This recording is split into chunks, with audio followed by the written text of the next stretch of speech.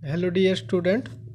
आज हम ninth class का जो आपका एसएसटी है उसका पहला लेसन है। उसके अंदर हम पढ़ेंगे कि फ्रांस में राजतंत्र का उन्मूलन और गणतंत्र की स्थापना। मतलब जब फ्रांस की क्रांति की बात करते हैं 1789 में, उस क्रांति से पहले उस देश में जब राजतंत्र की व्यवस्था थी, बुर्बो वंश का जो राजा था लुई सोलियो वो सत्ता में बैठा था।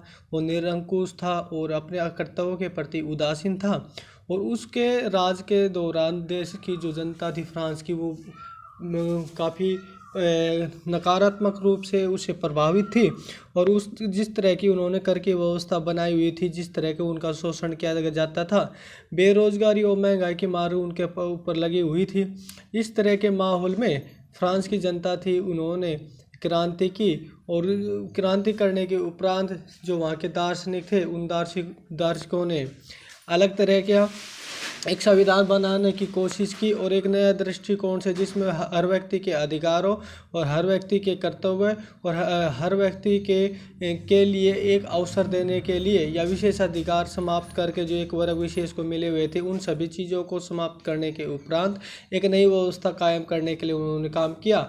और इसलिए फ्रांस की क्रांति जब 1789 में पढ़ने लग रहे हैं, उसके बाद फ्रांस में एक राजतंत्र का अंत करके गणतंत्र की स्थापना की गई। अब जनता के हाथों में शक्ति आ गई। इस तरह की व्यवस्था वहाँ पर कायम की गई है। फ्रांस की स्थिति आने वाले वर्षों में भी तनावपूर्ण बनी रही। यद्यपि लुई सोलवे ने संविधान पर हस्ताक्षर कर दिए थे, परंतु पर्सा के राजा ने उसकी गुप्त वार्ता भी चल रही थी। मतलब जब लुई सोलवे है, उनने जनता के दबाव में तो जो जिस तरह का जो संविधान जनता के लिए नया संविधान जो बनाया गया था फ्रांस की क्रांति के बाद, तो उस संविधान के जो प्रारूप था या संविधान जो बनाया गया था जनता के द्वारा, जिसमें हर व्यक्ति के अधिकारों की बात कही गई थी, उनका उसके ऊपर हस्ताक्षर करने के बाद उसने फिर भी आंतरिक रूप से या गुप्त रूप से पर्सा का जो राजा था उनके साथ उसकी वार्ता या बातचीत चल रही थी। फ्रांस की घटनाओं से अन्य पड़ोसी देशों के शासक भी चिंतित थे और इसीलिए 1789 की गर्मियों के दौरान होने वाली इन घटनाओं को नियंत्रित करने के लिए शासकों ने सेना भेजने की योजना बना ली थी। मतलब क्या, अब वहाँ के जो आसपास के जो देश थे उनके अंदर भी राजतंत्र था। और राजतंत्र था तो उनका मानना ये था कि अगर ये व्यवस्था ऐसे कायम रही और जनता इस तरह विद्रोह करती रही तो उनका प्रभाव हमारे देश पे पड़ेगा। कहीं हमारे देश में जो राजतंत्र है उसको बदलने के लिए कब गणतंत्र की मांग यहाँ की जनता ना करने लग जाए, इसलिए वो इस तरह के बदलाव से डरते थे। लेकिन जब तक इस योजना पर अमल होता, अप्रैल 1792 में नेशनल असेंबली में पर्सा एवं ऑस्ट्रेलिया के विरुद्ध युद्ध की घोषणा का प्रस्ताव पारित कर दिया। मतलब ये अंतर्राष्ट्रीय स्तर की अगर बात करते हैं, या नेशनल असेंबली का मतलब ये होता है बच्चों, जो राष्ट्रीय सभा होती है, वो उसने कब, अप्रैल 1792 में। ये इस तरह के इनमें से क्वेश्चन पूछे जा सकते हैं बच्चों, इस पर अंडरलाइन कर लेना चाहिए। ऑस्ट्रेलिया के विरुद्ध की युद्ध की घोषणा कर दी। प्रांतों में हजारों स्वयंसेवक सेनाओं ने भर्ती होने के लिए जमा होने लगे। मतलब क्या, अब हर व्यक्ति को अवसर दिए गए, हर व्यक्ति को ऊपर उठने का या स्वयंसेवक के तौर पे काम करने का एक मौका दिया गया। उन्होंने इस युद्ध को यूरोपियन राजा और कुलीन के विरुद्ध जनता की जंग के रूप में लिया। मतलब कि अब जो सेना तैयार की गई फ्रांस की ओर से, वो आसपास के जो देश थे, जिस देश में राजतंत्र था, उन सबको ख़त्म करने के लिए सेना बनाई गई। और ये सेना आसपास के जो दूसरे देश हैं उनके ऊपर आक्रमण करने लगी। और वे ये मानते थे कि हमारे देश के साथ साथ आसपास के या यूरोप के जो देश हैं और उन देशों में जिस तरह की राजतंत्र कुलीन तंत्र की जो व्यवस्था है, सामंती जो व्यवस्था है, उन व्यवस्थाओं को बदलना चाहिए। उनके लिए वो प्रयास करने लग गए। उन्होंने होठों पर देशभक्ति के जो तराने थे उन्हें कवि लाजेट दी लाइव द्वारा रचित मार्सिले भी था। मतलब क्या, जैसे हमारा राष्ट्रीय गान है जनगण मन, उसी प्रकार जो फ्रांस के लोग थे उन्होंने देशभक्ति के रूप में एक जो कवि के द्वारा जो लिखा गया था, रचित है मार्सिले, वो था। यह गीत पहली बार मार्सिलेस के स्वयंसेवकों ने पेरिस की ओर कूच करते हुए गाया गया था, इसलिए इस गाने का नाम मार्सिले होगा, जो अब फ्रांस का राष्ट्रीय गान है। मतलब क्या, आप ये उन चीज़ों को देख रहे हैं जो एक समय में जब भारत में जो हमारा राष्ट्रीय गान है, सबसे पहले भारत में राष्ट्रीय गान 1921 में गाया गया था रविंद्रनाथ टैगोर के द्वारा। और जब भारत आज़ाद हुआ तो उसी जो राष्ट्रीय गान था जन गण मन, उसको भारत का राष्ट्रीय गान बनाया गया। और एक और था 1896 में, जो हमारा वंदे मातरम है। वंदे मातरम गीत बंकिम चंद्र चटर्जी ने आनंद मठ, उन्होंने जो पुस्तक की रचना की, एक उपन्यास है नील विद्रोह के ऊपर, उनके अंदर उस चीज़ का वर्णन किया। और जैसे आप देखते हैं 1896 के बाद जब बाल गंगाधर तिलक ने संसद में पहली बार इस वंदे मातरम बोला था, और साथ साथ जब भारत की आज़ादी का दौर चल रहा है तो वंदे मातरम और इनकलाब जिंदाबाद जैसे जो नारे थे वो लोगों के लिए देशभक्ति का प्रतीक बन गया था। और ये जोशीले नारों के या जय घोष के साथ ही लोग आगे बढ़ते थे। उसी प्रकार फ्रांस में भी ये एक मार्शिले जो है ये उनका राष्ट्रीय प्रतीक बन गया था, देशभक्ति का सूचक था, उस चीज़ के नाम का प्रतीक बन गया था। क्रांतिकारी युद्धों ने जनता को भारी क्षति और आर्थिक कठिनाइयाँ झेलनी पड़ी।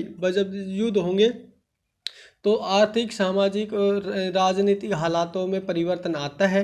और सबसे ज़्यादा अगर किसी चीज़ की दिक्कत होती है, कोई परेशानी होती है, कठिनाइयों का सामना करना पड़ता है, तो वो है आर्थिक पक्ष, जो सबसे खतरनाक है। इस युद्ध के परिणाम होते हैं, चाहे दोनों ग्रुपों में से चाहे कोई जीते, लेकिन उसके परिणाम बहुत ही नकारात्मक आते हैं। पुरुषों के मोर्चे पर चले जाने के बाद घर परिवार और रोजी रोटी की जिम्मेवारी औरतों के कंधों पर आ पड़ी थी। मतलब जैसे ही लोग जब इन युद्धों में पार्टिसिपेट करने लगे तो पुरुष बाहर जाने लगे, और पुरुष बाहर जाने के साथ साथ उन्होंने जो घर में जो औरतें थी उनके ऊपर जिम्मेवारी आ गई, और वे गाँव समाज का जो भी खेत का या इससे संबंधित जो भी काम है वो करने लगी, उनके ऊपर इस तरह की जिम्मेदारी आन पड़ी। और उन्होंने घर परिवार रोजी रोटी की जिम्मेदारी औरतों के कंधों पे आ पड़ी। देश की आबादी के एक बड़े हिस्से को ऐसा लगता था कि क्रांति के सिलसिले को आगे बढ़ाने की ज़रूरत है, क्योंकि 1791 संविधान में सिर्फ अमीरों को ही राजनीतिक अधिकार हुए थे। मतलब जो बच्चों एक बात हो, जो फ्रांस की क्रांति होती है 1789, और उसी क्रांति के बाद जो नया संविधान बना गया उसमें भी कहीं ना कहीं महिलाओं के या फिर निम्न वर्ग है उनको पूर्ण रूप से आज़ादी नहीं मिली, उनको अधिकार नहीं मिले।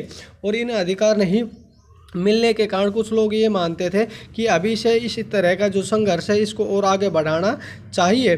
जो लोग राजनीतिक क्लबों में अड्डे जमा करें, सरकारी नीतियों और अपनी कार्य योजना पर बहस करने लगे। मतलब ऐसी जगह जहाँ पर राजनीतिक तौर पे लोगों को बोलने का अधिकार है, या फिर वहाँ पर लोग जो इकट्ठा होते थे, उन लोगों ने जो सरकार द्वारा जो नीति बनाई गई, जो नई सरकार का मतलब बच्चों ये है जो 1791 में लोगों के द्वारा जो संविधान तैयार किया गया था उनके अनुरूप जो सरकार बनाई थी, उनकी नीतियों की बात होने लग रही है।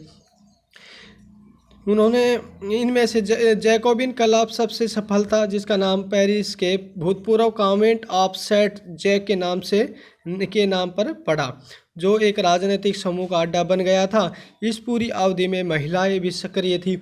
मतलब कि ये लोग अपने अधिकारों की मांग करने के साथ साथ अभी महिलाओं ने भी इसमें अपने अधिकारों के लिए बात रखना शुरू कर दी थी, और उन्हें भी अपने क्लब बना लिए थे। महिलाओं ने अपने अलग से ग्रुप बनाए, क्लब बनाने स्टार्ट कर दिए थे, आरंभ कर दिए थे। इस अध्याय के खंड 4 में आप उनकी गतिविधियों और मांगों के बारे में पढ़ेंगे। तो मतलब ये देखेंगे कि आपके जो महिलाएं हैं वो किस प्रकार से अधिकारों की मांग कर रही है, किस तरह के उनको आगे जाके जो महिलाओं को जब नया संविधान दोबारा फिर बनेगा तो उसके अंदर जिस प्रकार महिलाओं के अधिकारों की उपेक्षा होंगी, तो ये तो बोला जाएगा नागरिक अधिकार घोषणा पत्र जो संविधान जो 1791 में बना। लेकिन उसके बाद जब महिलाओं आंदोलन करेंगी और महिलाएं अपने अधिकारों की जब बात करती हैं, तो उस दौरान वो जो कहेंगी उसको बोला गया महिला अधिकार घोषणा पत्र।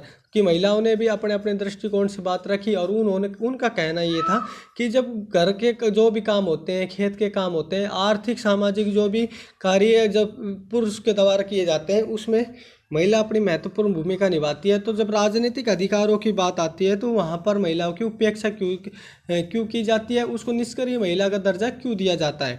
तो इन सभी तार्किक बातों के आधार पर महिला अपने अधिकारों की बात करने लगे, और आगे जाके महिलाओं ने जो आंदोलन किए उसके बारे में पढ़ेंगे, उन्होंने जो पत्रिकाएं निकाली उनके बारे में पढ़ेंगे। तो ये आज का जो लेक्चर है यहाँ तक ही है। आज का लेक्चर यहीं पर रहेंगे। आगे हम जो जिस महिला ने उनका नेतृत्व किया और किस तरह की वो रणनीति बना के आगे चलने लग रही है, वो कल के लेक्चर में पढ़ेंगे। आज के लिए इतना ही, धन्यवाद।